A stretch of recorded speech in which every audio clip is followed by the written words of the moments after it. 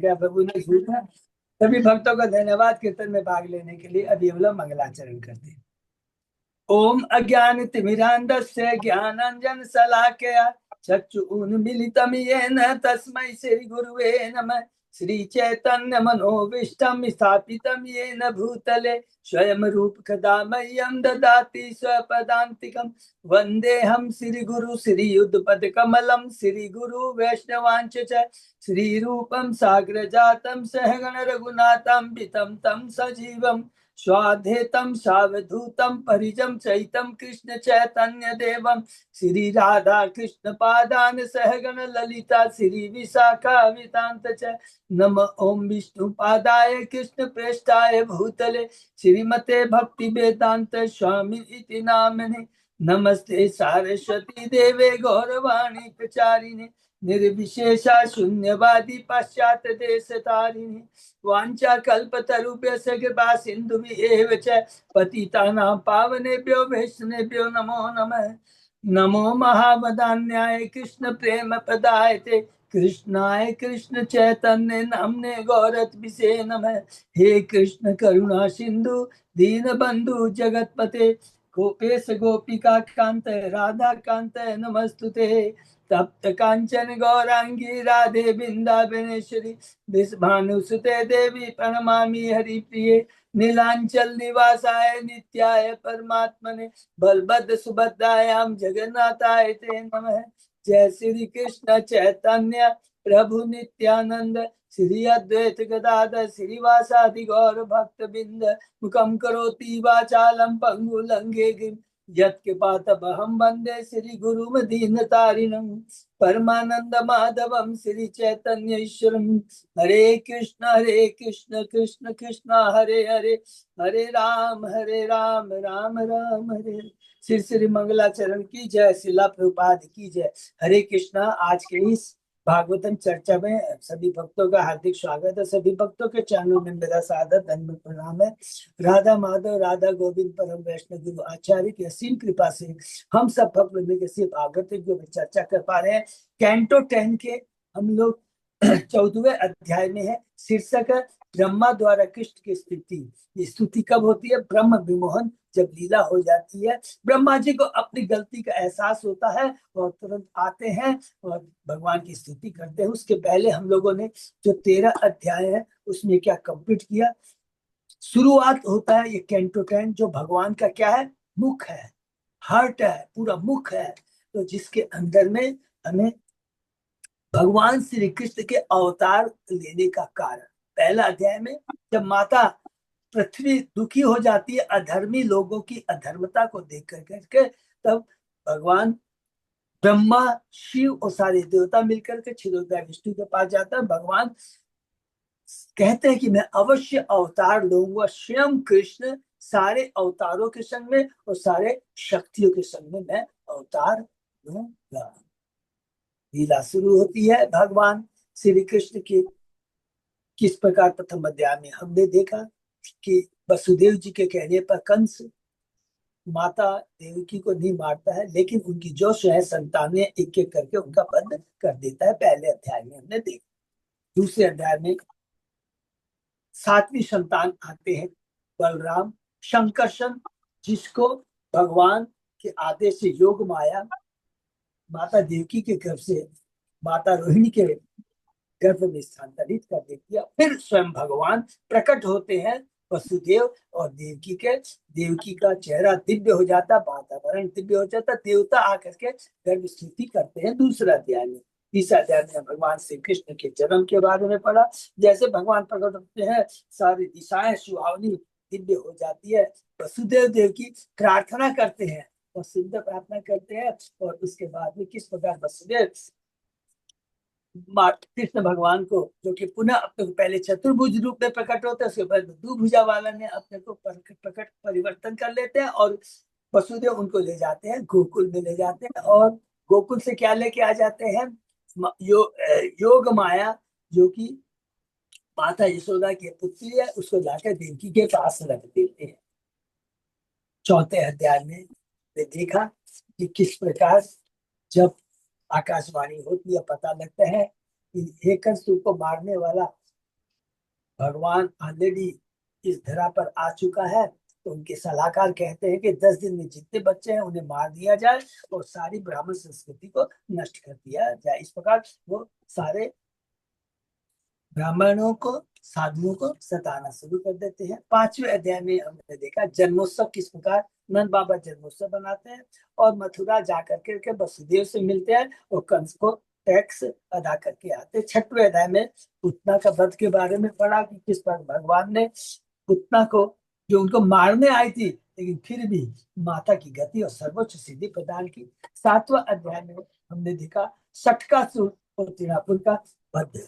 8वें अध्याय के अंदर में भगवान श्री कृष्ण और बलराम का नामकरण होता है और यहाँ पर मट्टी भक्षण लीला, बहुत सुंदर लीला, जिसमें भगवान पूरे ब्रह्मांड को माता यशोदा के मुख में दिखाते।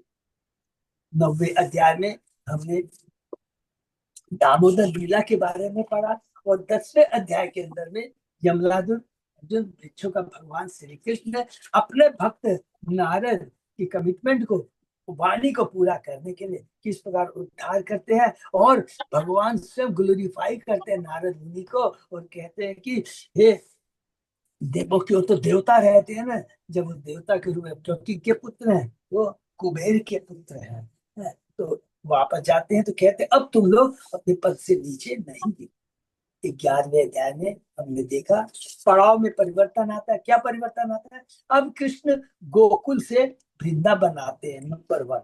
नंबर 2, भगवान श्री कृष्ण को अब बछड़े चराने का उन्हें एक कृपा प्रदान होती है।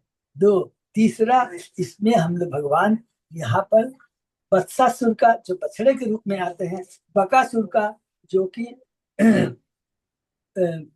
बगुला बगुला के रूप में आते हैं, उसका वध करते हैं। इसके बाद में 12वां अध्याय में हमने देखा कि अगासुर का वध। यहाँ पर क्या है, भगवान कृष्ण अब 5 साल के हो गए हैं, याद रखेंगे, अगासुर का वध करते हैं। लेकिन अगासुर को भी उन्होंने सारूप्य मुक्ति प्रदान दी। सब जब पूछेंगे तो उसका क्लियर उत्तर देगा, क्योंकि उन लोगों ने अगासुर के रूप में एक विशाल पर्वत की तरह हो गया था, गुफा की तरह हो गया था भगवान श्री कृष्ण, और उसके शाखा जाकर वहां आनंद का अनुभव किए थे, तो वो आनंद प्रदान किया था। भगवान कोई भी जरा भी भगवान के प्रति कोई भक्ति करता है, जाने या अनजाने रूप में, भगवान अपनी कृपा प्रदान करते हैं। बहुत यहाँ से बहुत बड़ी शिक्षा है और उसको स्वरूप में मुक्ति प्रदान करते हैं। 13वें अध्याय में हमने पढ़ा ब्रह्म विमोहन लीला कि किस प्रकार भगवान, इसमें क्या बोलेंगे, स्टार्टिंग ब्रह्म विमोहन लीला का उद्देश्य क्या, तब तो कोई बोलेंगे कि भगवान की बहुत दिनों से इच्छा थी कि गोपियां थी, बछड़े थे, यंग गोपियां थी, वृद्ध गोपियां थी, चाहती थी कृष्ण हमारा स्तनपान करे, हम कृष्ण को नहलाए धुलाए। गाय चाहती थी कन्हैया हमारा दूध पान करे, यंग गोपियां चाहती थी कृष्ण से हमारा ब्याह हो। ये भगवान ने पूरा किया, किसके माध्यम से, ब्रह्मा जी की मदद से, ब्रह्मा जी की मदद से ये लीला को भगवान ने संपन्न किया।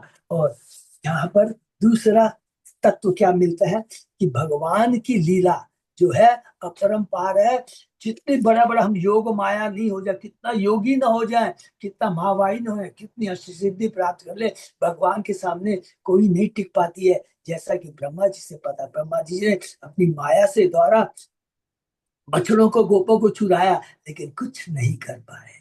और उसके बाद जब ब्रह्मा को अपना रियलाइजेशन होता है, ब्रह्मा जी की लीला के माध्यम हमें शिक्षा मिलती है कि कृष्ण ये क्या है, सर्व कारण कारण, तुरंत अपने ब्रह्म लोक से उतर के आते हैं और स्तुति करना शुरू कर देते हैं। बस एक एक करके स्तुति सुनी, भगवान एकमात्र आप ही हैं पूजनीय, जो मनसा कर्मणा वाचा से आपकी सेवा करता है, आपके गुणों का गुणगान करता है, तो स्वयं उनको आप प्रकाशित करते हैं। बड़े बड़े वैज्ञानिक भी हैं जो कि पृथ्वी के सारे कणों को गिन सकते हैं, या आपके अपने गुणों को नहीं गिन सकते हैं। मैंने अपनी योग माया से आपके परीक्षा लेने का प्रयत्न किया, इसके लिए मुझे क्षमा कीजिए, मेरे अपराधों को हे प्रभु क्षमा कर दीजिए। फिर पुरुषावतार के बारे में बताते हैं कि आपके रोमकूप से असंख्य ब्रह्मांड निकलते हैं और आपके श्वास गर्भोदय विष्णु के नाभि से मैं उत्पन्न हुआ। तो क्षारोदय विष्णु, सॉरी क्षीरोदय विष्णु, कारणोदक्षाय विष्णु, उसके बाद धर्मोदक्षाय विष्णु, और उसके बाद में हम सभी आपकी आत्मा है, परमात्मा के रूप में, आत्मा के परमात्मा के रूप में प्रत्येक आत्मा के हृदय में आप क्षीरोदय विष्णु विराजमान करते हैं। भगवान नारायण भी आपसे ही आते हैं, और आपने मुझे आज यह दिखला दिया कि सृष्टि के प्रत्येक वस्तु आपकी अचिंत शक्ति के ही प्रकट है। अपने संतों पर दया करने के लिए आप अलग अलग रूपों में अवतार लेते हैं, कभी देवताओं के रूप में, कभी मनुष्य के रूप में, कभी ऋषियों के रूप में, कभी पुरुषों के तपस्वियों के रूप में, कभी जलचर के रूप में आप आप ही परमात्मा, आदि भगवान, परम सत्य, परम अनंत अनादि है। आप शाश्वत है, अच्युत है, पूर्ण है, आप विनाश रहित है और अमृत है। और इस जगत में भयभीत कौन रहता है? इस जगत में भयभीत तो वही रहता है जो खुद भोगना चाहता है, अपने को स्वतंत्र समझता है, लेकिन जो आपसे जुड़ा रहता है वो कभी भी भयभीत नहीं होता है। जो लोग भगवान को समझने के लिए फिर ज्ञान ज्ञान योग की भर्त्सना करते हैं, कि जो लोग अपने चिंतन के माध्यम से, अपने वेदा अध्ययन के नाम से आपने को जानने का प्रयत्न करते हैं, वो उनका प्रयत्न व्यर्थ होता है। एकमात्र जो आपकी चरण कमलों की लेस मात्र भी कृपा प्राप्त करते हैं, वो आपको समझ पाते हैं। हे भगवान प्रभु, मेरी यही प्रार्थना है। अब क्या करता है, पूर्ण सरेंडर हो जाते हैं कि मेरी एकमात्र यही प्रार्थना है, इसी जीवन में मैं ब्रह्मा के रूप में हूँ, या अन्य जो भी मेरे को जन्म मिले, और जहां भी जन्म मिले मेरी गणना आपके भक्तों में हो, कहीं भी हो, आपके चरण कमलों की भक्ति में मैं लगा रहूं। हरि बोल। इसलिए हमको भगवान की भक्ति मिले।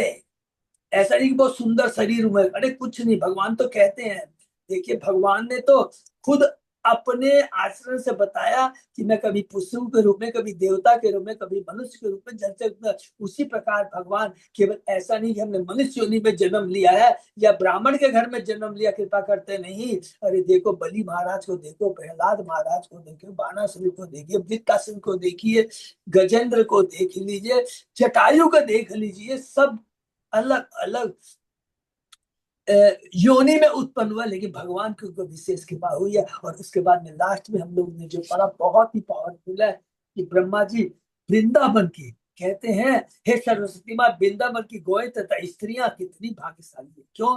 बच्चों को आपने पुत्र बनकर उनका दूध पिया, और माने माता का पुत्र बनकर करके आपने उनका स्तनपान किया। नंद महाराज, सारे ग्वाला ब्रज भूमि के सारे निवासी कितने भाग्यशाली है, क्योंकि समस्त दिव्य आनंद के जो आप स्रोत हैं, परम भगवान है, परम आश्रय है, सनातन ब्रह्म है, आप उनके पुत्र बने, सखा बने, उनके माधुर्य प्रेम का आनंद प्रदान किया। उसके बाद कहते मेरा परम सौभाग्य यह होगा मैं गोकुल में, इस वन में जन्म ले सकूं, और इन गोकुल वासियों जब ये वन में चले तो इनके पांव की जो चरणों की जो धूली है, वो उससे मैं अपना अभिषेक कर सकूं। हरि बोल। हे वृंदावन वासियों का सारा जीवन, सब कुछ आप ही हैं, आप ही मुकुंद है, जिनके से खोज आज भी वैदिक मंत्रों से की जा रही है। हरि बोल। तो ये हम लोग ने ब्रह्मा जी की स्तुति सुनी है, सुन रहे हैं, और आगे क्या स्तुति है हम लोग यहाँ पर चर्चा करेंगे। ओम नमो भगवते वासुदेवाय। ओम नमो भगवते वासुदेवाय। ओम नमो भगवते वासुदेवाय। नारायण नमस्कृत नरं चैव नरोत्तमं देवी सरस्वती व्यासं ततो जयं उदीरये। नष्प्रायेषु अभद्रेषु नित्यं भागवत सेवया भगवती उत्तम श्लोके भक्ति भवति नैष्ठिकी।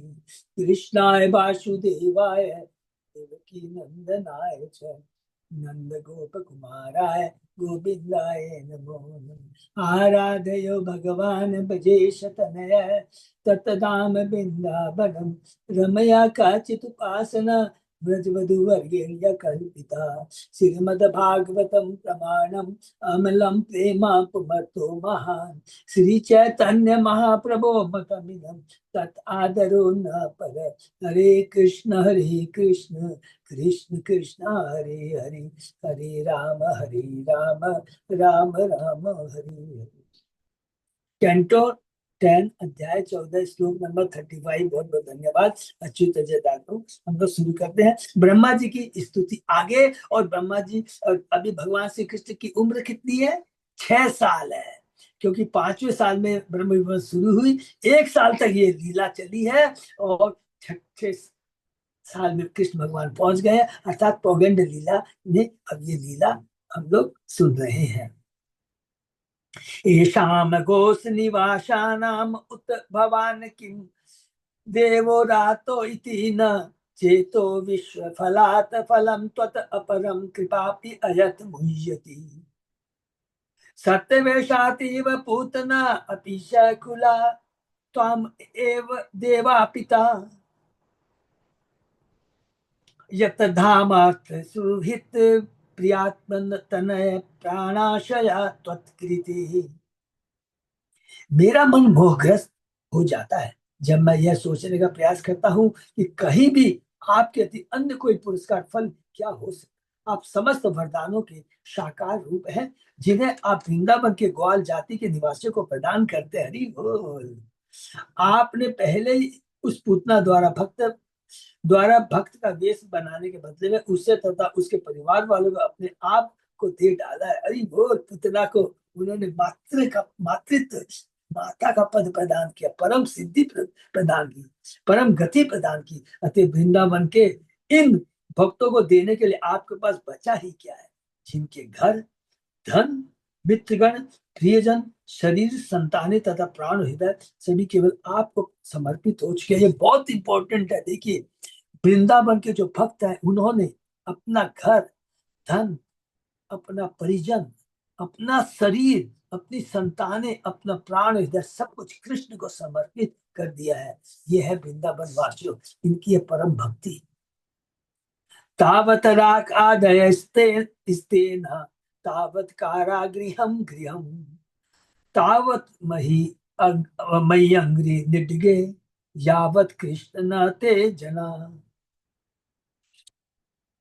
हे भगवान कृष्ण, जब तक लोग आपके भक्त नहीं बनते तब तक उनकी भौतिक आवश्यकता, इच्छाएं चोर बनी रहती है। हरि बोल।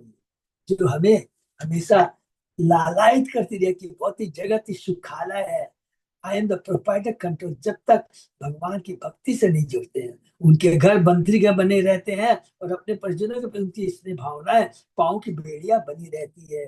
तो हम लोग जो बद्ध जीव कहलाते हैं, क्योंकि हम बंधे रहते हैं अपनी शरीर के आसक्ति से, धन की आसक्ति से, परिवारजनों की आसक्ति से, उपाधियों से। ये सारी बेड़ियां हमको बांध के रखती है और ये तभी टूट सकती है जब कोई आपकी भक्ति में संलग्न होता है। हरि बोल। इस तरह से भगवान कृष्ण के धाम वृंदावन के निवासी सीधे साधे गृहस्थ, जो गौओं को पालने, भोजन बनाने, बच्चों का पालन करने तथा धार्मिक क्रिया को संपन्न करने जैसे सामान्य काम काजों में लगे रहते हैं। ये तो उनका साधारण धर्म है। हर हम लोगों का सबका धर्म है। कभी भी हम अपने अपने साधारण धर्म को भूलना नहीं चाहिए। परिवार के प्रति, देश के प्रति, बच्चों के प्रति ये निभाना बहुत जरूरी है, लेकिन आसक्ति नहीं है, ये याद रखें। आसक्ति तो सारी उनकी कृष्ण के अंदर में है, किंतु ये सारे कार्यकलाप भगवान कृष्ण की प्रेमा भक्ति में संपन्न होते रहते हैं। वृंदावन के निवासी अपने सारे कार्यकलाप शुद्ध कृष्ण भावनामृत में करते हैं, अतः मुक्त जीवन के सर्वोच्च पद पर स्थित रहते हैं। हरि बोल। अर्थात मुक्त सर्वोच्च पद का मतलब होगा वसुदेव चेतना में रहते हैं। वसुदेव चेतना, शुद्ध चेतना में ही हम सदैव कृष्ण का ध्यान कर सकते हैं। उस समय हमारी चेतना शुद्ध का मतलब है पूर्ण ज्ञान रहता है, सर्वे सब कुछ कृष्ण है। कृष्ण के बिना हमारा कोई अस्तित्व नहीं है। अन्यथा कृष्ण भावना जिससे रहित यही कार्यकलाप भव बंधन बन जाते हैं। और जैसे कृष्ण को केंद्र में नहीं रखते हैं, जैसे भी हम कार्यकलाप करें, पुण्य काम करें, पाप कर्म करें, कुछ भी करें, सारे बंधन के कारण है। हमें जन्म मृत्यु के चक्र में बांधे रखे रहते हैं।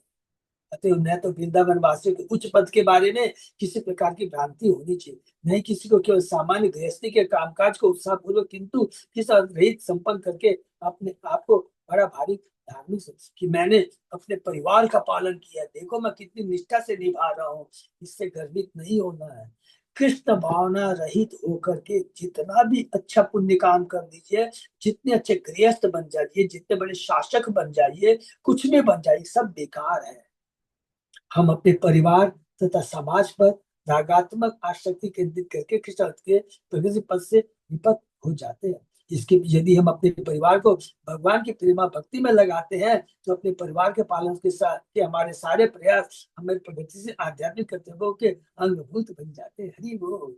अगर हम भगवान अपने परिवार का पालन करते हैं, सबको कृष्ण भक्ति से जोड़ते हैं, तो वास्तव में यही रियल प्रयास है।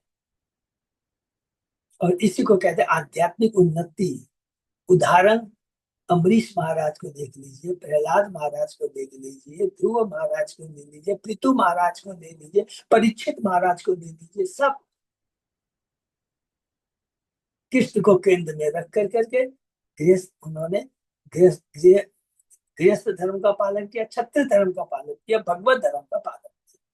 निष्कर्ष यह निकला कि वृंदावन वासियों की अद्वितीय स्थिति का अध्ययन करके हम यह देख सकते हैं कि उनके जीवन का आवश्यक गुण शुद्ध कृष्ण भावना भेद है, जिसमें तनिक भी भौतिक इच्छा या मनोरथ के बिना प्रेमा भक्ति संपन्न की जाती है। आदि भगवान की ऐसी प्रेमा भक्ति से श्री वृंदावन धाम अर्थात भगवत धाम का पात्र तुरंत उत्पन्न हो जाता है। भौतिक जगत वहीं पर ही पात्र स्वयं उत्पन्न हो जाता है। ये बहुत इंपॉर्टेंट पॉइंट है। ऐसा नहीं कि हम लोग भगवान के धाम में जाकर के ही भगवत भक्ति भावनामृत का वातावरण फील करते हैं। जहां भगवान की भक्ति होती है, इस भौतिक जगत में छोड़िए, नरक में भी जहां भी हम जाए, जहाँ कृष्ण भक्ति होती है, भक्तों का संग होता है, भगवान के नाम का गुणगान होता है, वही भगवत धाम कहलाता है, वही भगवत धाम हो जाता है। प्रपंचम निष्प्रपंचम चे अपि विडम्यसी भूतले प्रपन्न जनता आनंद संदोहम प्रतीतुम प्रभु। हे स्वामी, यद्यपि भौतिक जगत से आपको कुछ भी लेना देना नहीं रहता, किंतु आप इस धरा पर आकर अपने शरणागत भक्तों के विविध प्रकार के आनंदों का अनुकरण करते हैं। हरि बोल। श्री विश्वनाथ ठाकुर इंगित करते कि जिस प्रकार सूर्य के प्रकाश में दीपक का प्रकाश इतना प्रकट नहीं जान पड़ता जितना कि छाया में जान पड़ता है, अंधेरे में जान पड़ता है, अथवा एक हीरा चांदनी की तस्तरी में उतना नहीं चमकता जितना नीले कांच की पट्टी में, उसी तरह गोविंद भगवान की लीलाएं बैकुंठ धाम में उतनी आश्चर्यजनक नहीं लगती जितनी की माया लोक में। हरि वो। क्योंकि माया लोक क्या है? अंधकार है, अंधकार के युग है। तो अंधकार के युग में जब आप हीरे के समान जब आते हैं तो वो विशेष चमक दिखाई देती है। माया लोग अंधकार में है, तो अंधकार में प्रकाश की रोशनी ज्यादा हमें अच्छे से दिखाई देती है। भगवान की इस धरा में आकर अपने भक्तों के साथ आज्ञाकारी पुत्र, सखा, पति, पिता, मित्र आदि के रूप में व्यवहार करते हैं और संसार के अंधकार में, देखिए लिखे संस्कार में ये तेजस्वी मुक्त लीलाएं भगवान के शरणागत भक्तों को असीम आनंद प्रदान करती है। बहुत ही इंपॉर्टेंट उपमा दी गई। श्री प्रभुपाद ने भगवान श्री कृष्ण में ब्रह्मा के कथन को इस रूप में उद्धृत किया है। मैं यह भी समझ सकता हूँ कि छोटे से ग्वाल बाल के रूप में आपका प्रकट कोई भौतिक कृत्य नहीं है। आप उनके स्नेह से इतने दबे हुए कि आप अपनी दिव्य उपस्थिति से उसे अधिक प्रेमा भक्ति करने के लिए प्रोत्साहित करने यहाँ आते हैं। तो वृंदावन के ग्वाल बालों की संग में भगवान की जो लीलाएं हैं, अलग अलग सखा के रूप में, पुत्र के रूप में, पति के रूप, पिता में, बहुत बड़ी, ये भौतिक नहीं है, ये दिव्य है। दिव्य आनंद का अनुभव करती है और भक्तों को आनंद प्रदान करती है। आप सोचिए, हम लोग खुद जब पढ़ रहे हैं भगवान के लिए, कितना दिव्य आनंद का अनुभव होता है। जरा भी इसमें लेस मात्र भी भौतिकता का झलक नजर आती है? बिल्कुल नहीं। जानंत एव जानन्तु किम बहु कत्यान में प्रभु मनसो वपुषो वाचो विभवम तव गोचर। ऐसे लोग भी हैं जो ये कहते हैं कि वे कृष्ण के विषय में सब कुछ जानते हैं। वे ऐसा सोचा करें, किंतु जहां तक मेरा संबंध है, मैं इस विषय में कुछ अधिक नहीं कहना चाहता। हे प्रभु, मैं तो इतना ही कहूंगा कि जहां तक आपके ऐश्वर्य की बात है, वे मेरे मन, शरीर तथा शब्दों की पहुंच के बाहर है। ब्रह्मा जी डायरेक्टली बोलते हैं, अरे मैं तो भगवान का डायरेक्ट पुत्र हूँ, और तुम लोगों को तो मैंने ही सृष्टि की है, माने अलग अलग हमने लोकों में तुम लोगों को स्थापित किया। जब मैं ही नहीं समझ सकता, मेरे मन शरीर की पहुंच के बाहर है, तो तुम लोग कैसे जान सकते हो? इनडायरेक्टली ब्रह्मा जी ये बोलना चाहते हैं। यह अनुवाद श्री प्रभुपाद के चेतन चेतावत मध्य लीला 21 अध्याय का 27वां श्लोक से उदित है। अनुजानी ही माम कृष्ण सर्वं त्वं वेत्सि सर्वदृक् त्वमेव जगतां नाथो जगतो एतत् तव अर्पितम्। हे कृष्ण, अब मैं आपसे विदा लेने की अनुमति के लिए विनीत भाव से अनुरोध करता हूँ। यहाँ ब्रह्मा जी की सारी प्रार्थनाएं यहाँ पर समाप्त होती है। यहाँ पर भगवान ने, ब्रह्मा जी ने अपनी प्रार्थनाओं के माध्यम से क्या क्या हमें बताया है? कृष्ण के बारे में, भौतिक जगत के बारे में, भौतिक जगत के जीव के बारे में, भगवान के भक्तों के बारे में, और विशेष कर करके वृंदावन के भक्तों के बारे में बताया कि जिनकी भक्ति सर्वोपरि है। और फिर अपनी इच्छा व्यक्त करते हैं कि हमें, मुझे संग किसका मिलना चाहिए? मैं सदैव भक्तों का संग करता हूँ। अरे भक्तों का संग छोड़िए, उनके चरणों की धूलि मात्र से अगर मैं अपना अभिषेक कर सकूं तो मेरा जीवन धन्य हो जाए। ये बहुत सुंदर कहते हैं। और उसके बाद में एक, अब मैं आपसे विदा लेने के आपको यह एक अब मैं आपसे विदा लेने के लिए विनीत भाव से अनुरोध करता हूँ। वास्तव में आप सारी वस्तुओं के ज्ञाता तथा दृष्टा है। आप समस्त ब्रह्मांडों के स्वामी हैं, फिर भी मैं आपको यह एक ब्रह्मांड अर्पित करता हूँ। श्री प्रभुपाद ने, भगवान श्री कृष्ण ने ब्रह्मा के वचनों को इस प्रकार उद्धृत किया। बहुत ध्यान से सुनेंगे। हे प्रभु, यद्यपि समस्त सृष्टि के परम स्वामी आप है, माने सर्ग का काम आप करते, मैं तो खाली विसर्ग का काम करता हूं, मैं सृष्टि करता नहीं हूँ, मैं खाली विसर्ग का काम करता हूँ। अर्थात जो आप इंग्रेडिएंट है इस भौतिक जगत में लाते हैं, उसको मैं खाली सजाता हूँ, असेंबलिंग का काम करता हूँ। सृष्टि के परम स्वामी आप है, किंतु कभी कभी मैं मिथ्या चिंतन करता हूँ इस ब्रह्मांड का स्वामी मैं हूँ। मैं एक्चुअली स्वामी नहीं। भले ही मैं इस ब्रह्मांड को स्वामी हूँ, किंतु ब्रह्मांड असंख्य है और उनका अधिष्ठाता ब्रह्मा भी असंख्य है, किंतु उन सबके वास्तविक स्वामी आप है। असंख्य ब्रह्मांड है, और असंख्य ब्रह्मांड में असंख्य ब्रह्मा है, एक ब्रह्मा नहीं। हर ब्रह्मांड का अलग अलग साइज होता है, अलग अलग ब्रह्मा होते हैं, अलग अलग मुखों वाले ब्रह्मा होते हैं, करोड़ों अरबों मुख वाले तक भी ब्रह्मा होते हैं। तो हमारी बुद्धि चकरा जाएगी। उन सबको मिला कर करके जो है, उसके सारे के सारे के मालिक आप हैं। प्रत्येक हृदय में परमात्मा के रूप में हर बात के ज्ञाता है। आप क्या है? प्रत्येक हृदय में परमात्मा के रूप में क्षीरोदक्षाई विष्णु के रूप में आप विराजमान है। और आप हर आत्मा के कार्यों का निरीक्षण करते रहते हैं, ऑब्जर्वेशन करते हैं, इसलिए आप हर बात को जानते हैं। अतः आप मुझे अपना शरणागत से स्वीकार करें। आशा है कि आप मुझे अपने मित्रों तथा बछड़ों के साथ लीलाओं में हस्तक्षेप करने के लिए क्षमा कर दे। कि मैंने, आपने जो लीला कर रहे थे उसमें मैंने हस्तक्षेप किया, मैंने अपनी माया शक्ति का प्रयोग करना चाहा, उसके लिए क्षमा। अब आदि आप अनुमति दे तो मैं तुरंत विदा लूं, जिससे आप मेरी अनुपस्थिति में अपने मित्र बछड़ों के साथ आनंद मग्न हो सके। अब मैं चला, ये ब्रह्मांड है जिसको मैंने सृष्टि किया, आपको, आप इसी में अपनी लीला का प्रदर्शन किए, मैं तो चला हूं। यहाँ सर्वोत्तम वेद से सर्वधिक सब अत्यंत सार्थक कृष्ण सब कुछ जानते हैं और हर वस्तु को देखते हैं। अतः भगवान के साथ प्रेम में संपर्क बनाए रखने के लिए ब्रह्मा का वृंदावन में रहना आवश्यक नहीं। वस्तु ब्रह्मांड के सृष्टा के में ब्रह्मा जी वृंदावन के सीधे साधे आनंद बातों में खप नहीं रहे थे। जहाँ भगवान कृष्ण गौवे चराने आमद हाथी में अपना परम वैष्णव वैभव प्रदर्शित कर रहे थे, तो ब्रह्मा जी वहां पर खप नहीं रहे थे, फिट नहीं हो रहे थे। यह देखने के बाद कि वृंदावन वासियों में कृष्ण के लिए कितना प्रखर प्रेम, हरि बोल। ब्रह्मा ने अपने को वहां रहने के अयोग्य समझा। वे भगवान की संगति छोड़ना तो नहीं चाहते थे, किंतु उन्होंने ब्रह्मलोक में जाकर भक्ति करना श्रेयस्कर समझा कि मैं तो यहाँ रहने के लायक ही नहीं हूँ। भगवान को मोहित करने के अपने मूर्खतापूर्ण प्रयास के दुखी तथा चिंतित ब्रह्मा जी ने भगवान की उपस्थिति का आनंद लाभ न उठाकर अपनी आध्यात्मिक प्रेम भक्ति में फिर से लग जाने को स्वीकार किया। माने मतलब क्या हुआ, बहुत इंपॉर्टेंट तत्व है कि मुझे अपने को पहले प्योरिफिकेशन करना है, अपने प्योरिफिकेशन की दरकार है, करूंगा मैं, तभी मैं वृंदावन में रहने के लायक बनूंगा, आने के लायक बनूंगा।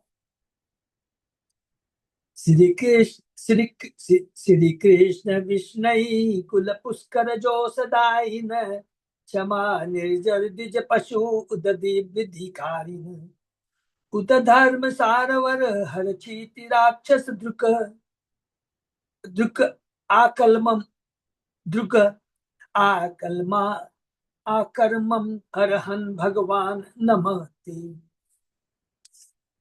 हे कृष्ण, आप कमल तुल्य वृष्टि कुल को सुख प्रदान करने वाले और पृथ्वी देवता ब्राह्मण तथा गौ से युक्त महासागर को बढ़ाने वाले हैं। आप अधर्म के गहन अंधकार को दूर करते हैं और इस पृथ्वी में प्रकट हुए असुरों का विरोध करते हैं। हे भगवान, जब तक ये ब्रह्मांड बना रहेगा और जब तक सूर्य चमकेगा, मैं आपको सादर नमस्कार करता रहूंगा। हरि बोल। बहुत सुंदर प्रार्थना ब्रह्मा जी।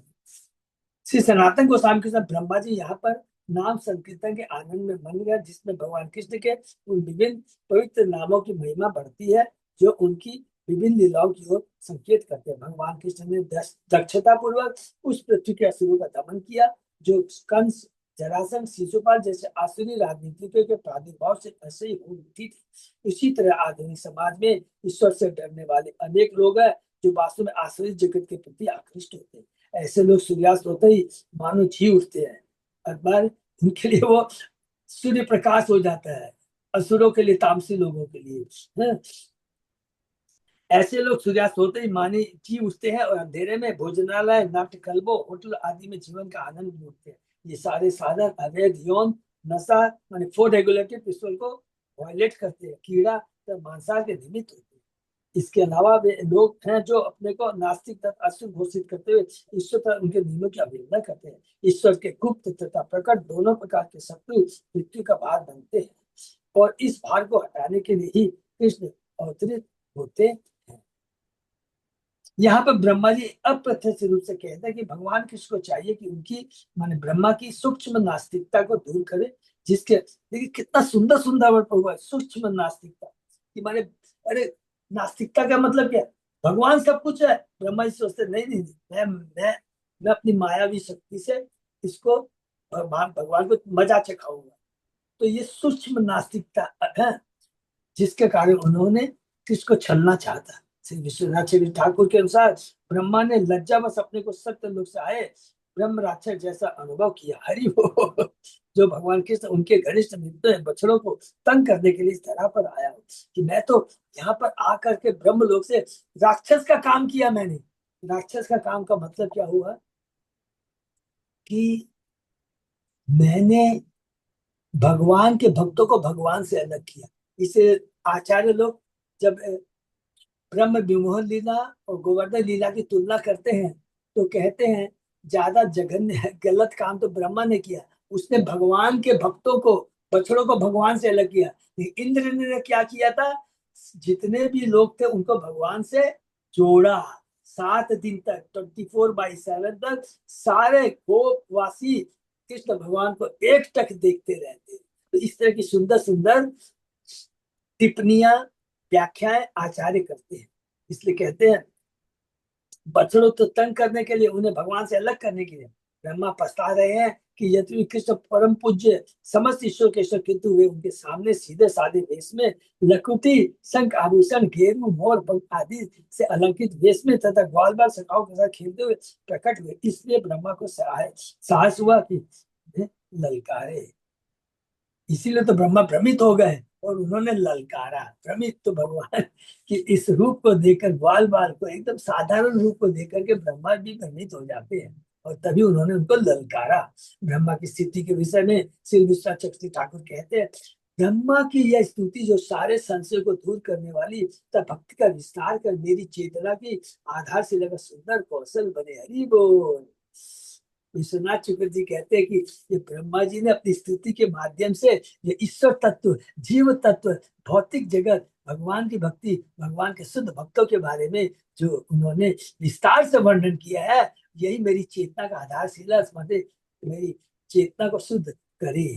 क्योंकि जितना भगवान के नाम गुरु लीलाओं का संकीर्तन करेंगे उतनी हमारी चेतना शुद्ध होगी। इस प्रकार ब्रह्मा की स्तुति समाप्त होती है, ब्रह्मा जी ब्रह्मलोक चले जाते हैं। अब सुखदेव गोस्वामी जी परीक्षित महाराज को कहते हैं, श्री शुकवाच इति अभिष्ट्य भूमानम ति परिक्रम्य पादयो नत्व अभिष्टम जगद्धाता स्वधाम प्रत्यपद्यत। सुखदेव गोस्वामी ने कहा, इस प्रकार स्तुति करने के बाद ब्रह्मा जी ने अपने आराध्य अनंत भगवान की 3 बार प्रदक्षिणा की और फिर उनके चरणों पर नतमस्तक हुए। तत्पश्चात ब्रह्मांड के नियुक्त सृष्टा अपने ब्रह्मलोक घर को लौट आए। यद्यपि ब्रह्मा जी ने प्रार्थना की थी कि वे वृंदावन में या वृंदावन के निकटवर्ती क्षेत्र में ही घास के तिनके रूप में जन्म लेना चाहिए, किंतु भगवान कृष्ण ने ब्रह्मा की स्तुति पर मौन संकेत करते हुए यह सूचित किया कि ब्रह्मा अपने घर लौट गया। बहुत स्तुति की, भगवान ने कुछ नहीं सुना, तो ब्रह्मा जी समझ गए भगवान अभी उनसे अभी भी नाराज है, ये लीला है। और ब्रह्मा जी को इनडायरेक्टली भगवान ने इंस्ट्रक्शन दी कि तू अपने आप ब्रह्मलोक को चला जा। सर्वप्रथम ब्रह्मा को ब्रह्मांड की सृष्टि का सेवा कार्य पूरा करना चाहिए। तत्पश्चात वे वृंदावन आकर वहां के निवासियों का अनुभव प्राप्त करें। तो भगवान यहाँ पर बुआजी तात्पर्य बताते हैं कि भगवान ब्रह्मा को कहते हैं कि पहले तुम जाके ब्रह्मा तुम्हारी जो सृष्टि का जो कार्य है उसको पूरा करो, तत्पश्चात वो वृंदावन आकर वहां के निवासियों का अनुभव प्राप्त करें। दूसरे शब्द में भक्त को अपनी व्यक्तिगत आध्यात्मिक सेवा को समुचित संपन्न करने के प्रति सदैव सतर्क रहना चाहिए। यह भगवत धाम में रहने के प्रयास की अपेक्षा अधिक महत्वपूर्ण है। हरि बोल। तो यहाँ पर कितना सुंदर सुंदर है कि भौतिक कहीं भी हम रहे, उद्देश्य क्या, भगवान की भक्ति करना, भक्तों का संग करना, प्रचार काम करना, वो ज्यादा इंपॉर्टेंट है कि हम सोचे कि मुझे भगवान बैकुंठ लोक में दे दे, सारूप पे सामीप पे शास्त्री, कहीं भी नहीं। मूल उद्देश्य है भगवान की भक्ति करना और भक्ति का प्रचार करना, यही लक्ष्य होना चाहिए। कभी हमको भगवान जल्दी से भगवान धाम ले चले, नहीं। यहाँ क्लियर लिखा है भगवान धाम के प्रति लालाई वो तो स्वयं में अधिकारी बन जाएंगे, क्योंकि 8वां श्लोक में लिखा है क्लियर ब्रह्मा जी ने, जो भगवान की भक्ति करता है, भौतिक जगत में कष्टों को सहन करता है, ये मान कर करके ये उसके प्रारब्ध का फल है, और भक्ति से च्युत नहीं होता, भक्ति करता है, स्वतः ही वह आपके धाम जाने का अधिकारी बन जाता है, जैसे कि एक पुत्र अपने पिता की संपत्ति का अधिकारी बनता है। इससे बढ़िया इंपॉर्टेंट तत्व की बात नहीं हो सकती। इतनी सुंदर भगवान की स्तुति है ब्रह्मा जी की। ततो अनुज्ञाप्य भगवान सभुवं प्राग अवस्थितान वत्सान पुलिनम अनिन्ये यथा पूर्व शकम। अपने पुत्र ब्रह्मा को जाने की अनुमति देकर भगवान ने बछड़ों को साथ ले लिया, जो अभी भी वहां थे जहां वे 1 वर्ष पूर्व थे, और उन्हें नदी के तट पर ले आए, जहां पर भगवान से पहले भोजन कर रहे थे और जहां पर उनके ग्वाल बाल मित्र पूर्ववत थे। हरि बोल। सब लीला संपन्न हो गई है, ब्रह्मा जी की स्थिति हो गई है। ब्रह्मा जी ने भगवान के तत्व को सबको डिटेल में बताने के बाद में भगवान कहते ठीक है, तेरा काम खत्म हुआ, तूने मेरी लीला में सहायता की, अब तू अपने ब्रह्मलोक में चला जा, अपने कर्तव्य काम कर। अब भगवान वहीं पा जाते जो ओरिजिनल जो बछड़े थे, जो ओरिजिनल कौन से जो चतुर्भुज में आए थे वो अप्रकट हो गए, जो मायावी जो थे वो अप्रकट हो गए। अब केवल जो ओरिजिनल जो कि लेके आए थे वृंदावन से, गाय बछड़ों गोपों को लेकर करके भगवान नदी के तट पर आ जाते हैं। सर्वभुवम सब जिस करता अपने पुत्र को सूचित करता है कि भगवान कृष्ण ने ब्रह्मा द्वारा किए गए अपराध को क्षमा कर दिया था और उसे अब अपने पुत्रों के समान स्नेह कर रहे थे। इस श्लोक में यह कहा गया है कि असली ग्वाल बाल तथा सखा बछड़े पूर्व यमुना तट पर तथा जंगल में थे। इसके पूर्व बछड़े जंगल में खो गए थे और कृष्ण उन्हें ढूंढने गए थे। उन्हें न पाकर वे अपने ग्वाल मित्रों से स्थिति पर विचार विमर्श करने लौट आए थे, किंतु वे भी वहां से लुप्त हो चुके थे। अब पुनः गौवे जंगल में थी और भोजन करने के बाद नदी के तट पे वही ओरिजिनल जो थे बछड़े गाय थे। सिर्फ श्रीनाथन गोस्वामी सब बछड़े तक ग्वाल बाल क्रम से जंगल नदी तट पर 1 साल तक रहते रहे। ब्रह्मा जी वास्तव में उन्हें किसी अन्य स्थान पर नहीं ले गए। भगवान की सर्वशक्ति युक्त माया से गोपियों तथा अन्य वासियों ने तो बच्चों तथा बालकों की ओर ध्यान दिया, नहीं बच्चों ने 1 वर्ष की अवधि गुजरते देखी या भूख प्यास अथवा ठंड का अनुभव किया है। हरि बोल। ये सब भगवान की लीला की दिव्य शक्ति का प्रभाव है।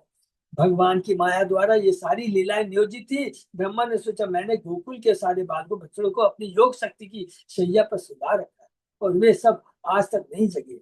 उतनी ही संख्या में बालक तथा बच्चे पूरे वर्ष में भगवान कृष्ण के साथ खेलते रहे, किंतु जिन्हें मैंने योग शक्ति द्वारा मोहित किया है उनसे ये भिन्न है। तो फिर ये कौन है, ये कहाँ से आए? भगवान से कुछ भी अदृश्य नहीं है। इससे भगवान कृष्ण बच्चों बालकों को खोजते हुए ब्रह्मा को मोहित करने की नाटकीय लीला का स्वांग कर रहे थे। जब ब्रह्मा स्तुति कर चुके तो कृष्ण असली बालकों बच्चों के पास लौट आए। देखिए क्लियर लिखा है, जब ब्रह्मा स्तुति कर चुके अपने बैकुंठ लोक अपने ब्रह्मलोक को चले गए तो कृष्ण असली बालकों बछड़ों के पास लौट के आ गए। ये तीसरा है। तो सबको याद है ना, आचार्यों ने कहा 3 है। एक मायावी बालकों को बछड़ों को जो ब्रह्मा लेके चले गए, और जो भगवान श्री कृष्ण ने प्रकट किए थे वो सारे कृष्ण है। क्यों कृष्ण है? कोई भी आपसे पूछेगा तो तुरंत बोल देंगे क्यों, क्योंकि सब लोगों ने चतुर्भुज रूप धारण किया था, ब्रह्मा को दर्शन दिया था। तो वो दूसरे लॉट हो गए जो रियल कृष्ण थे। चतुर्भुज रूप में सबने अपने को ब्रह्मा को दिखाया था। तो ब्रह्मा यदि भक्त नहीं होते, देखिए किस तत्व में जाइए, अगर ब्रह्मा भक्त नहीं होते तो क्या अभक्त को भगवान अपना चतुर्भुज रूप दिखाते हैं क्या? हर चीज को समझना कि भगवान की लीला प्रभाव है। ये ब्रह्मा जी के माध्यम से जो लीला करते हैं, कभी भी ब्रह्मा को पोजीशन को हमें डाउन नहीं समझना चाहिए। जो बिल्कुल पहले की तरह लग रहे थे, जितनी 1 वर्ष की अवधि बीतने के बाद उनके कद में कुछ वृद्धि हो गई थी। हरी बोल। ये बहुत इंपॉर्टेंट पॉइंट है, सुपर इंपॉर्टेंट, क्योंकि ये ओरिजिनल है। 1 साल में 5 से, जब कृष्ण 5 से 6 साल में पहुंचे, उस समय 1 साल में तो नेचुरली वृद्धि होगी ना, शरीर में वृद्धि हो गई थी। श्री विश्वनाथ शक्ति ठाकुर साहब, चूंकि कृष्ण वृंदावन में भोले वाले किशोर ग्वाल बाल की क्रीड़ा कर रहे थे, अतः जब चतुर्मुख ब्रह्मा स्तुति कर चुके थे, कृष्ण उनके समस्त मौन रह गए। इसकी चुप्पी से निम्नलिखित भाव इंगित होते हैं। ये आचार्य बता रहे हैं, विश्वनाथ पढ़ते हैं हम लोग। ये चतुर्मुख ब्रह्मा कहाँ से आए, ये क्या कर रहे हैं, ये क्या बोले चले जा रहे हैं। मैं तो अपने बछड़ों की खोज करके मैं व्यस्त हूँ, मैं तो ग्वाल बाल ठहरा, मैं ये सब क्या समझू। ब्रह्मा ने कृष्ण को सामान्य ग्वाल बाल समझकर उनके साथ व्यवहार किया था। ब्रह्मा की स्थिति स्वीकार करने के बाद कृष्ण बलराम की तरह खेलते रहे। उन्होंने चतुर्मुख ब्रह्मा को कोई उत्तर नहीं दिया। कृष्ण को अपने ग्वाल बाल मित्रों से मिलने और यमुना नदी के तट पर भोजन करने की अधिक चिंता थी। भगवान तो बोल रहे थे, तू क्या बोल रहा, मुझे सुन में नहीं आ रहे, मुझे तो खाली अपने ग्वाल बाल और बछड़ों की चिंता है। अरे वो ये आचार्य कितना सुंदर सुंदर टिप्पणी करते। एकस्मिन अपि याते अब्दे प्राणीशम चांतरात्मन कृष्ण माया अहता राजन क्षणार्ध क्षणार्धम क्षणार्ध मेलिरे अभर का। हे राजा, यद्यपि सुखदेव गोस्वामी जी कह रहे परीक्षित को, हे राजा, यद्यपि बालकों ने अपने प्राणी से विलग रहकर पूरा 1 वर्ष बिता दिया था, किंतु वे कृष्ण की माया शक्ति से आवृत कर दिए गए थे, तो उन्होंने उस वर्ष को केवल एक आधा क्षण ही समझा। क्योंकि वो 1 साल तक अपने प्रियतम कृष्ण से दूर थे, लेकिन फिर भी कृष्ण की माया, योग माया की शक्ति से, यहाँ पर माया शक्ति मतलब योग माया है, महामाया नहीं, योग माया, योग माया से आवृत कर दिए गए, भ्रमित हो गए। न तो उनको भूख लगी, न प्यास लगी, सब कुछ ठीक ठाक। किम किम न विस्मरन्ति यः माया मोहित चेतसः यत् मोहितं जगत जगत सर्वम अभीक्षणम विस्मृतात्मकम। जिनका मन भगवान की माया शक्ति द्वारा मोहित हो, भला उन्हें क्या नहीं भूल जाता। माया की शक्ति से निखिल ब्रह्मांड निरंतर मोहग्रस्त रहता है, और इस विस्मृति के वातावरण में कोई अपनी पहचान नहीं समझ सकता। ये हम बद्ध जीवों के लिए है। ये महामाया, महामाया हमें भ्रमित करती है। भौतिक जगत को, भगवान को भूल कर करके हम अपनी पहचान इस शरीर से, भौतिक जगत से, यहाँ के संबंधों से। यहाँ स्पष्ट कहा गया कि संपूर्ण ब्रह्मांड मोहित है। अतः इंद्र तथा ब्रह्मा जैसे बड़े देवता तक इस मिश्रित के सिद्धांत से बचेंगे नहीं, क्योंकि भगवान कृष्ण ने ग्वाल मृत्यु बच्चों पर अंतरंगा माया शक्ति का प्रयोग किया। अंतरंगा माया शक्ति ब्रैकेट में योग माया शक्ति का प्रयोग किया। अतः इसमें कोई आश्चर्य नहीं कि उन्हें 1 वर्ष तक अपनी स्थिति का स्मरण नहीं हुआ। भगवान की बहिरंगा शक्ति के द्वारा बद्धजीव अपने अस्तित्व को 1 वर्ष क्या लाखों वर्ष तक भूले रह सकता है, क्योंकि वे अज्ञान के लोक में, इसे भौतिक जगत कहते हैं, देहांतर करते रहते हैं। अरे वो तो ये जो बहिरंगा शक्ति है, महामाया शक्ति है, ये हम लोग के ऊपर एप्लीकेबल है। हम लोग भूल जाते हैं। क्या भूलते हैं? हम शरीर है। नंबर 2, हम यहाँ पर परमानेंट है। ये भौतिक जगत परमानेंट है और यहाँ पर हमें परमानेंट सुख प्रदान मिलेगा। ये मेरे परमानेंट रिलेशनशिप है। मैं भी परमानेंट हूँ, मैं कभी नहीं मरूंगा। आदमी 90 साल का भी हो जाए तो उसको याद नहीं रहता कि मेरी मृत्यु आने वाली है। वो भी सोचता भी बहुत जीऊंगा। ये माया का प्रभाव है। सोचिए, हमें एक एक याद रखना है, एक क्षण जो भी चला गया, बहुत बहुमूल्य समय चला गया मनुष्य योनि का। एक एक क्षण का हमें सदुपयोग करना है। मनुष्य योनि बहुत दुर्लभ है। पर चाणक्य कहते हैं कि $1,00,000 देने के बाद भी खोया हुआ एक मुहूर्त, एक क्षण भी हम वापस नहीं ला सकते। उच्चुचाय सुहृद कृष्णम सुआगतम ते अतिरहंसा नैकोपि अभोजि कवल एहि इत साधु भुज्यताम। ग्वाल बालों ने भगवान कृष्ण से कहा, तुम इतनी जल्दी आ गए, हरि बोल। तुम्हारी अनुपस्थिति में हमने एक और भी नहीं खाया। आओ अच्छी तरह से अपना भोजन करो। ठीक है, भोजन वैसा ही वैसा स्वादिष्ट है। तो कहते 1 साल बीत गया, बोले हमने अभी तक कुछ नहीं खाया। माने देखिए भगवान की योग शक्ति, योग माया। बच्चों को भूख नहीं लगी 1 साल तक, कहते हमने कुछ भी नहीं खाया। परीक्षित महाराज देखिए, थोड़ी सी प्यास लगती है तो गुस्से में आकर के मृत सर्प को ऋषि के गले में बांध देते हैं। लेकिन जब भगवान की हरि भागवतम सुन रहे हैं, 7 दिन तक भूख प्यास सब कुछ खत्म हो जाती है। तो आत्मा का वो असली भोजन है ना। तो आत्माओं का जब असली भोजन मिलता है तो भौतिक शरीर की सारी आवश्यकताएं रियलाइज महसूस तक नहीं होती है। ततो हसन ऋषिकेश अव्यवधृत्य सहार सार्भके दर्शयन् चर्मा जगरम न्यवर्तत वनात् भ्रजम। तत्पश्चात भगवान ऋषिकेश ने हंसते हुए अपने गोप मित्रों के साथ अपना भोजन समाप्त किया। जब वे जंगल से ब्रज में स्थित अपने घरों को लौट रहे थे, भगवान कृष्ण ने ग्वाल बाल को अगासुर अजगर की खाल दिखलाई। देखो, हम लोगों ने भी कब कब मारा था? 1 साल पहले इस अगासुर को मारा था। भगवान जब वापस लौटते हैं तो वो बच्चों को दिखाते, अपने सखाओं को दिखाते हैं। वरह प्रसुन धातु विचित्र अंग प्रोद्राम वेणुदल सिंह रवोत्सवाडय वत्सान गृण अनुग गीत पवित्र कीर्ति गोपी दृक उत्सव दृषि प्रविवेश गोष्ठम। भगवान कृष्ण का दिव्य शरीर मोर पंखों तथा फूलों से सजा था और जंगल के खनिजों से लगा हुआ था। उनकी बांस की बंसी उच्च एवं आनंद स्वर में गूंज रही थी। जब वे बछड़ों का नाम लेकर पुकारते तो उनके ग्वाल में तो उनकी महिमा का गान करते और इस संसार को, सारे संसार को पवित्र बना देते। हरि बोल। इस भगवान कृष्ण अपने पिता नंद महाराज की चरागाह में प्रविष्ट हुए। उनके सौंदर्य के दिखाई पड़ते ही समस्त गोपियों की आंखों के लिए महोत्सव का उत्पन्न हो गया। श्री जीव गोस्वामी तथा श्री विश्वनाथ चक्रवर्ती ठाकुर के अनुसार यहाँ पर जिन गोपियों का उल्लेख हुआ है, वे माता श्री जैसी अधिक आयु वाली ग्वालिन माने ग्वालिने थी, जो कृष्ण माता प्रीति के समान प्यार करती थी। कृष्ण के ग्वाल मित्र उनके अद्भुत का इतने गर्वित थे कि ग्राम में प्रवेश करते अब सब उनके गुणों का गान करने लगे। अब आ रहे हैं, 1 साल बाद वापस आ रहे हैं ना। और उसके पहले 1 साल कौन था? कृष्ण थे सबके संग में। वृद्ध माताओं के संग में कृष्ण थे, गायों के संग में बछड़े कृष्ण थे, गोपियों के संग में कृष्ण थे, माने यंग गोपियां जिनका, ये बहुत सुंदर लीला है।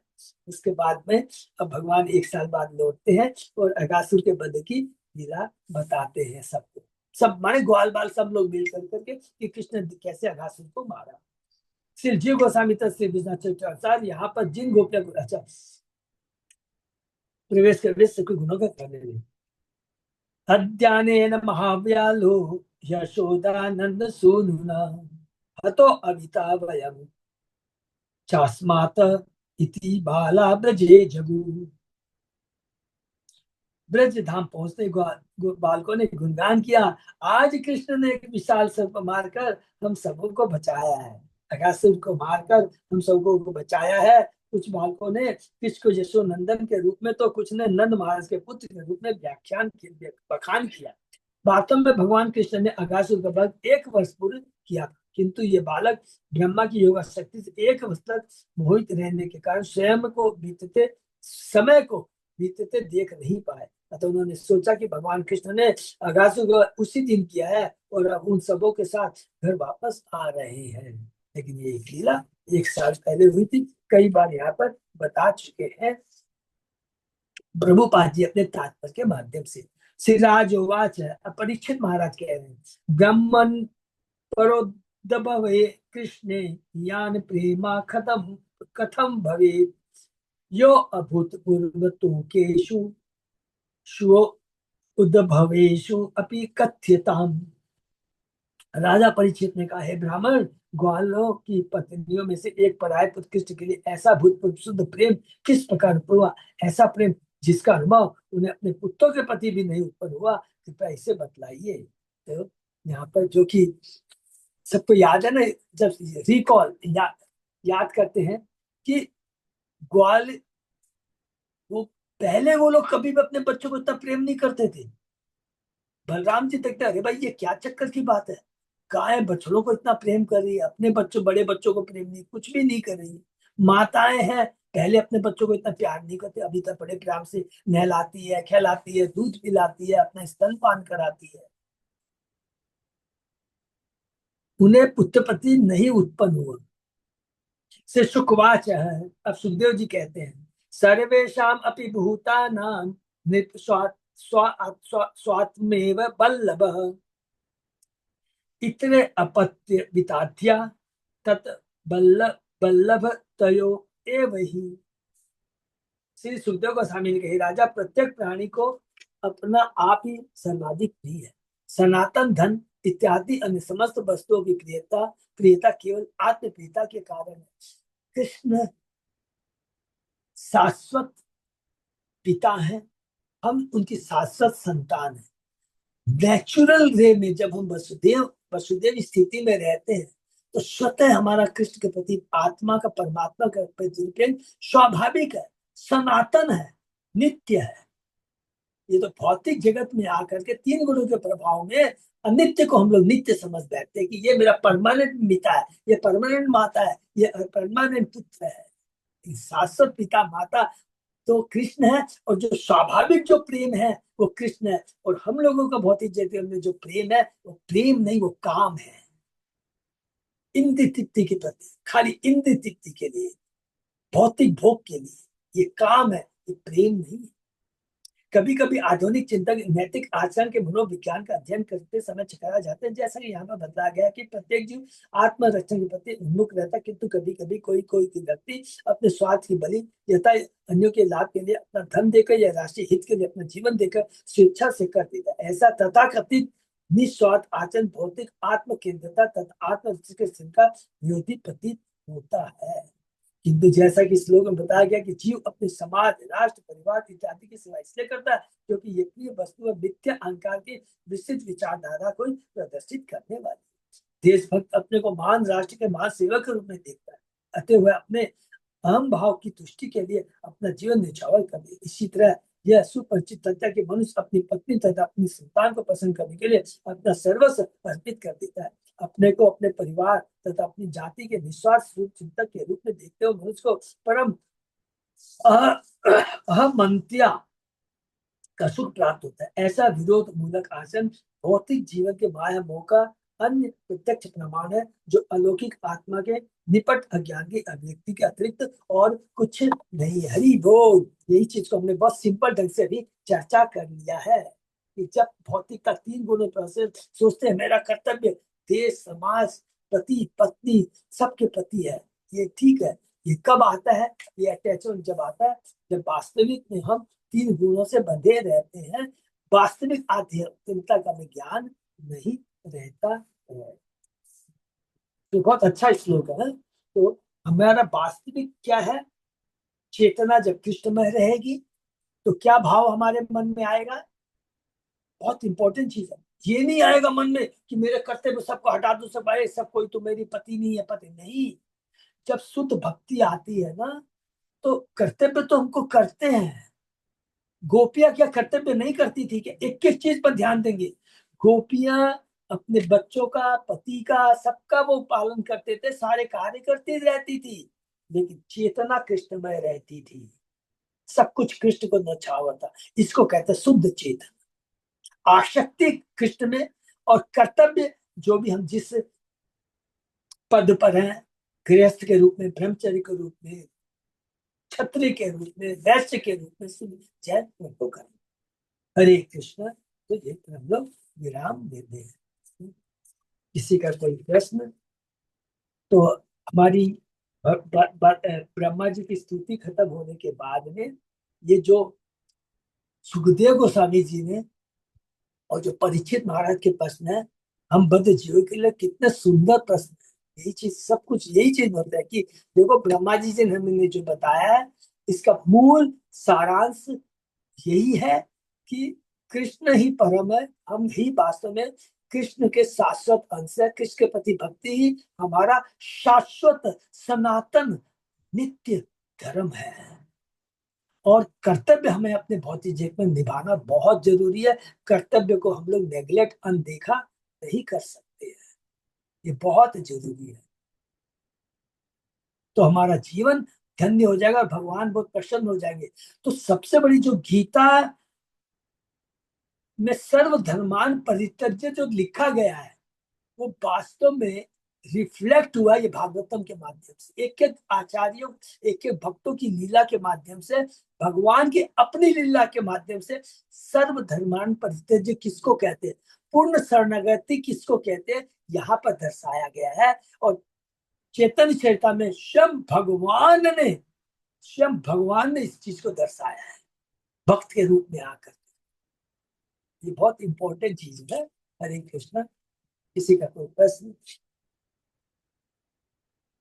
तो गीता जहाँ समाप्त होती है, हम लोग अभी जैसे भक्ति वैभव में, वहां से अभी भागवतम शुरू होता है, उसके बाद बस शुरू होती है। ठीक है ना?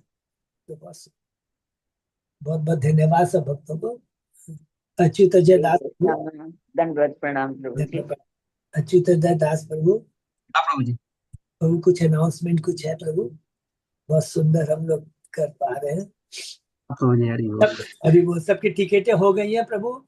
और ये जो समय अभी हम लोग का जन्माष्टमी है और प्रभुपाद जी का है, तो ये देखिए भगवान का गुणगान, भगवान जब भगवान का गुणगान करते हैं तो भक्त खुश होते हैं, जब भक्त का गुणगान करते हैं तो कौन खुश होता है? भगवान खुश होते हैं। भगवान खुश होते हैं। तो अभी हमें भक्त का गुणगान करने का समय आ गया है। भक्त का भी गुणगान करने का, भगवान के भक्त का भी। शिला प्रभुपाद अपीयरेंस डे है 17 तारीख को। बहुत ज्यादा से ज्यादा प्रभुपाद को ग्लोरीफाई करेंगे तो क्या होगा, हमारा जीवन धन्य हो जाएगा। चेतन चेतना में तो बार बार वही चीज याद आ जाती है। अध्याय 12 में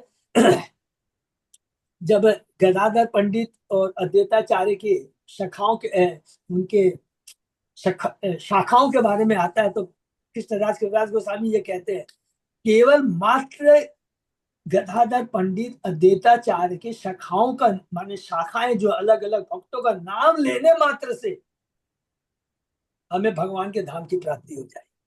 हरि बोल। ये बहुत जरूरी है, इसलिए हमको बहुत ग्लोरीफाई करना ये मौका है। हरे कृष्ण। हरे कृष्ण से भक्तों का बहुत धन्यवाद। विराम देते हैं। फिर कल सुबह 7 बजे।